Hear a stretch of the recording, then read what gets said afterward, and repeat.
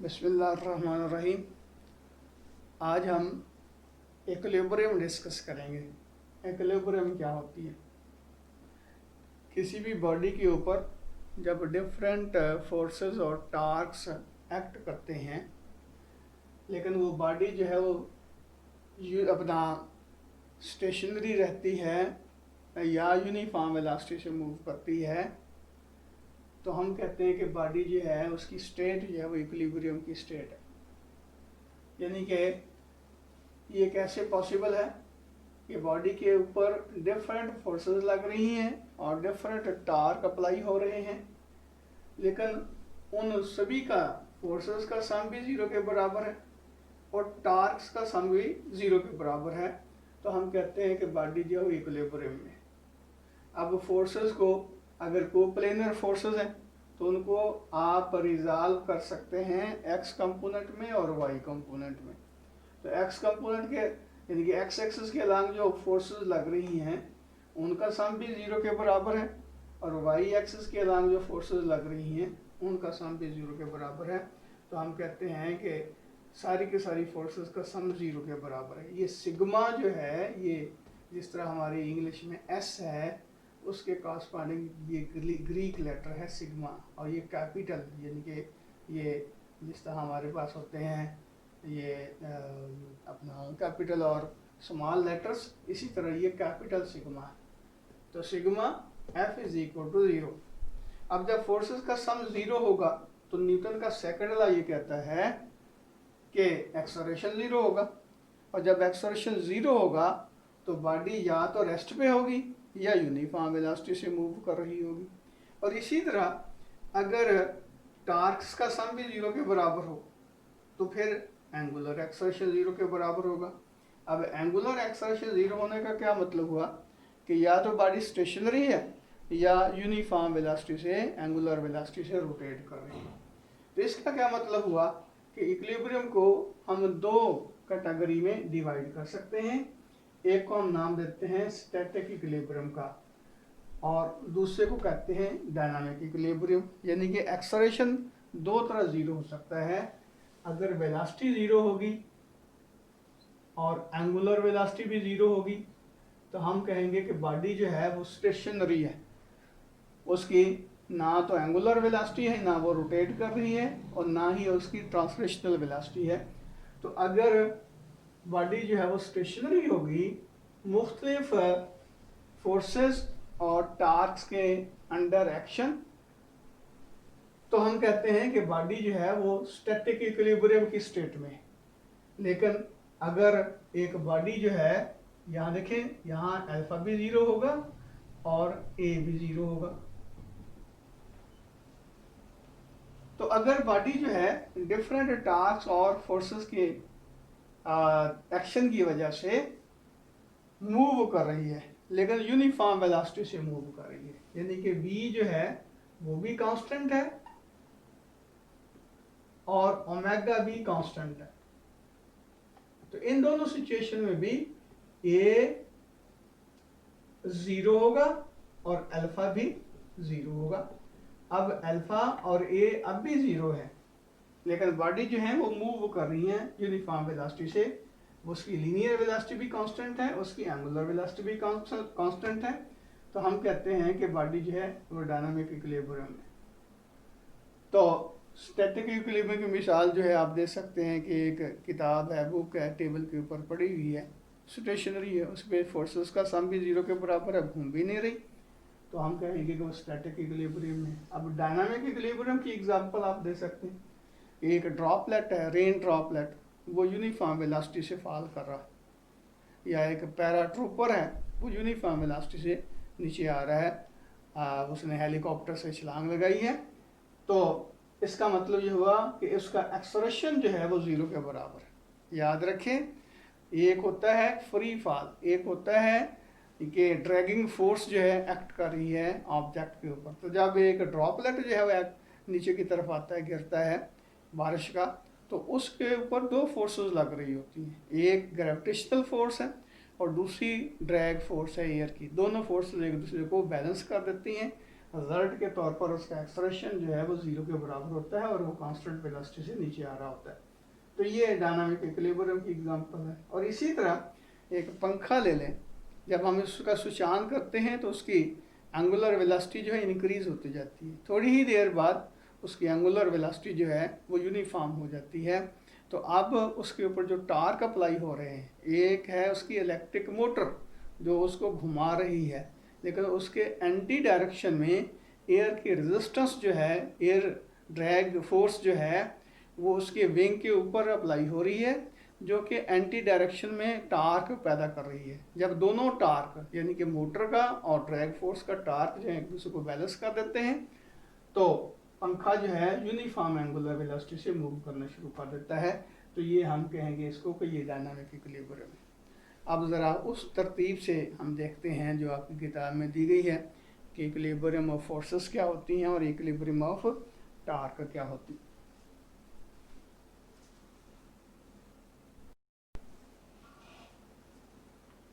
Time की बचत के लिए मैं थोड़ा सा पहले जो है वर्क कर लेता हूँ। तो ये अब हम इक्विलिब्रियम ऑफ फोर्सेस जो है उसको डिस्कस करते हैं। इक्विलिब्रियम ऑफ फोर्सेस का क्या मतलब हुआ, ये देखें, ये एक ब्लॉक है आपके पास, ये एक फ्रिक्शनलेस सरफेस के ऊपर पड़ा हुआ, लेकिन किस तरह कि इसके इस साइड पे आपने स्प्रिंग लगाया हुआ जो कि दूसरा उसका एंड जो है स्प्रिंग का किसी सपोर्ट के साथ अटैच है, और इधर आपने इसको हुक लगाई हुई है जिसके साथ आपने रस्सी या स्ट्रिंग बांधी हुई है, और आप क्या करते हैं इसको इधर खींचते हैं, और एक वक्त ऐसा आता है कि ये ब्लॉक जो है यहाँ स्टेशनरी हो जाता है। तो अगर इसके ऊपर गौर किया जाए तो इसके जो ऊपर एक्टिंग फोर्सेस एक्ट कर रही हैं वो 4 हैं। एक फोर्स वो जो आपने एक्ट की है, दूसरी स्प्रिंग फोर्स लगा रहा है, तीसरा फोर्स जो है इस सरफेस का रिएक्शन है अपवर्ड डायरेक्शन में, और चौथी फोर्स जो है वो इसका वेट है। तो ये 4 फोर्सेस इसके ऊपर एक्ट कर रही हैं, लेकिन ब्लॉक जो है वो स्टेशनरी है, रेस्ट पे।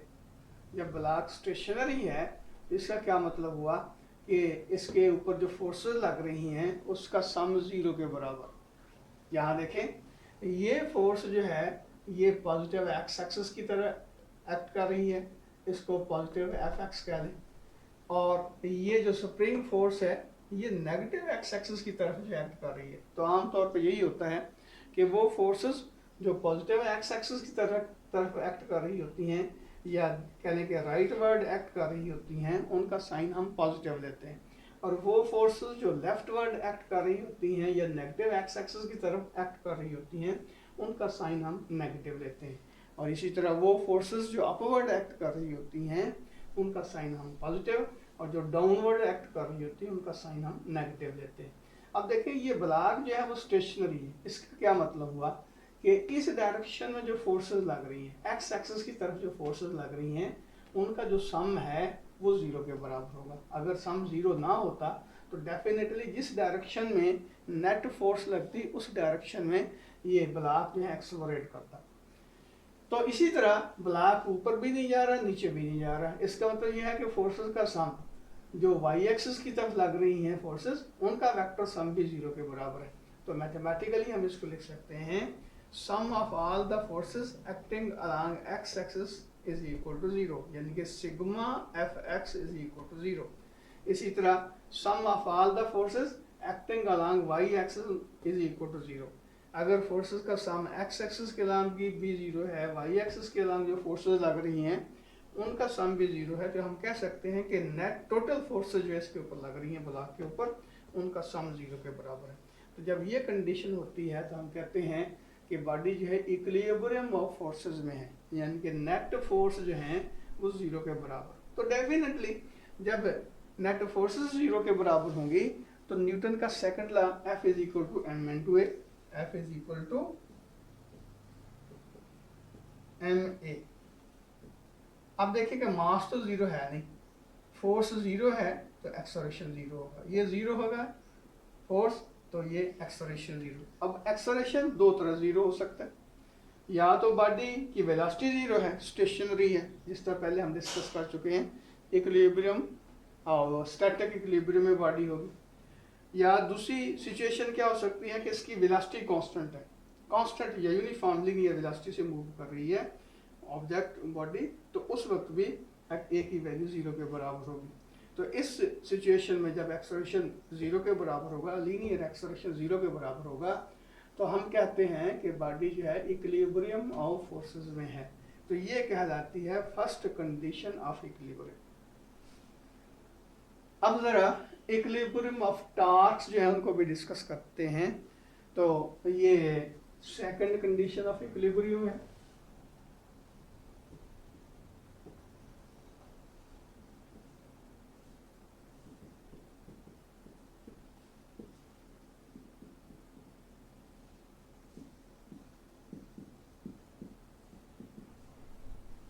अब देखिए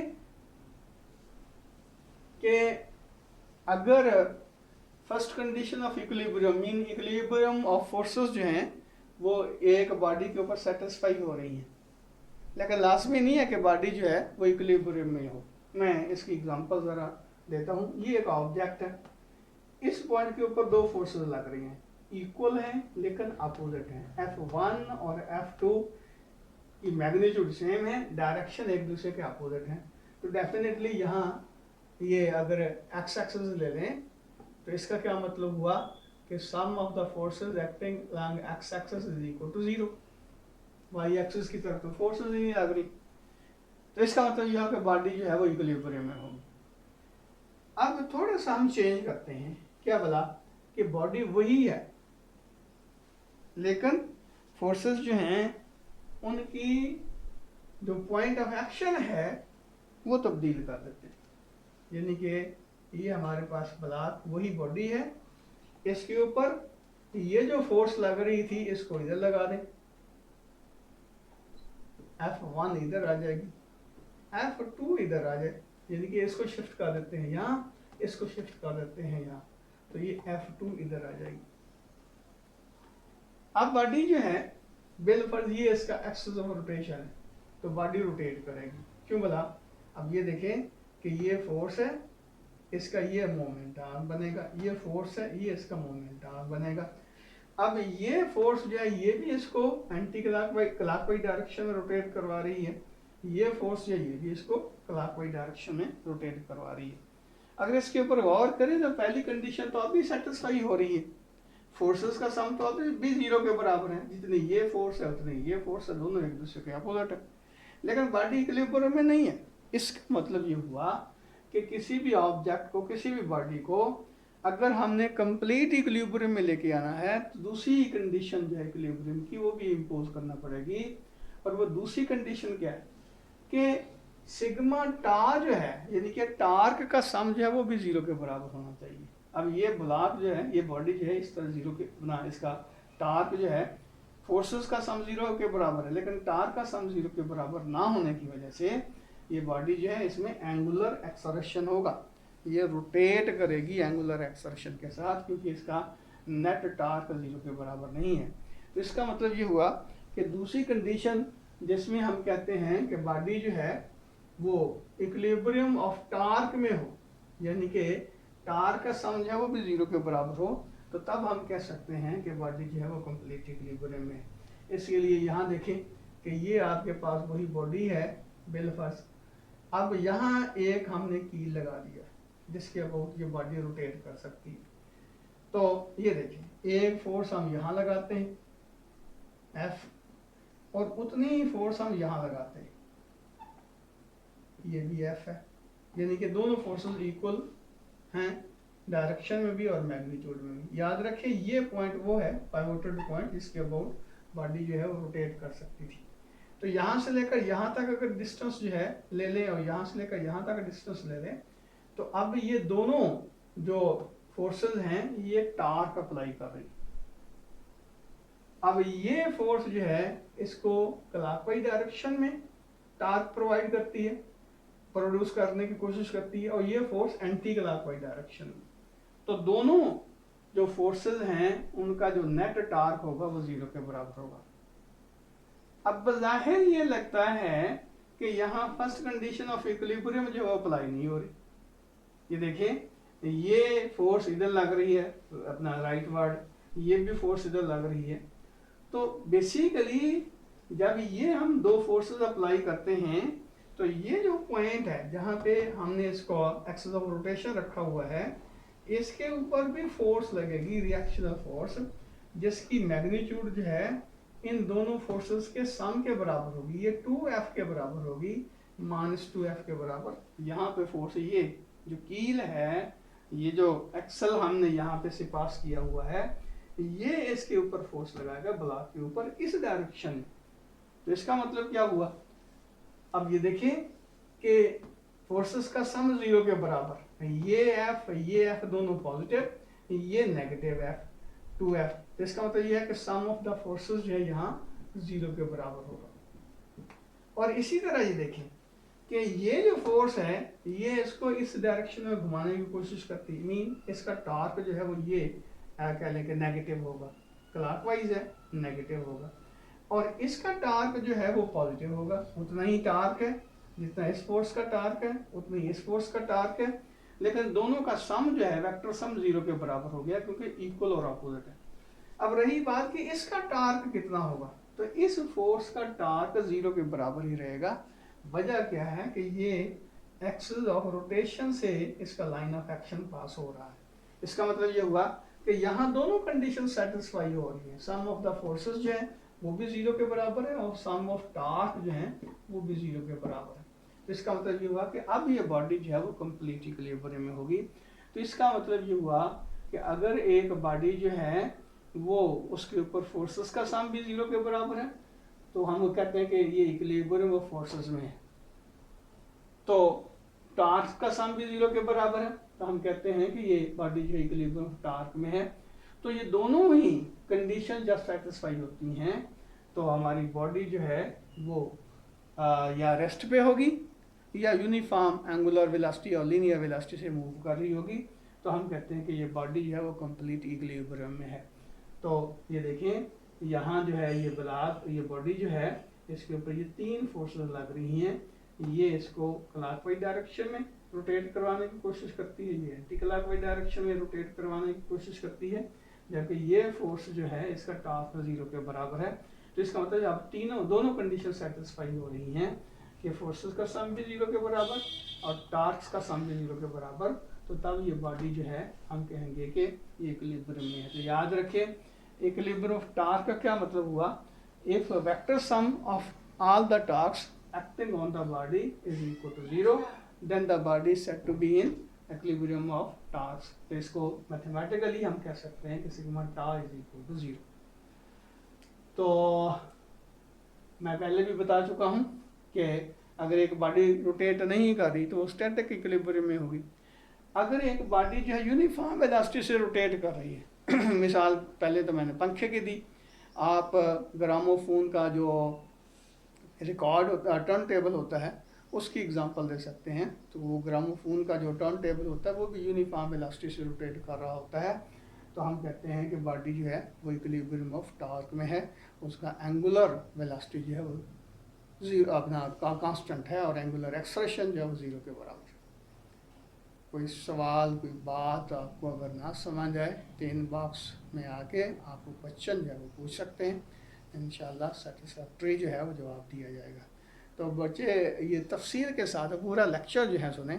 मैंने देखा है कि बच्चे जब व्यू करते हैं बस पूरा बात समझते नहीं है, पढ़ते अपना सुनते नहीं है, तो ये फ़ायदा नहीं होगा। पूरा लेक्चर सुना करें तो इंशाल्लाह पूरी बात समझ आ जाएगी। अल्लाह हाफिज़।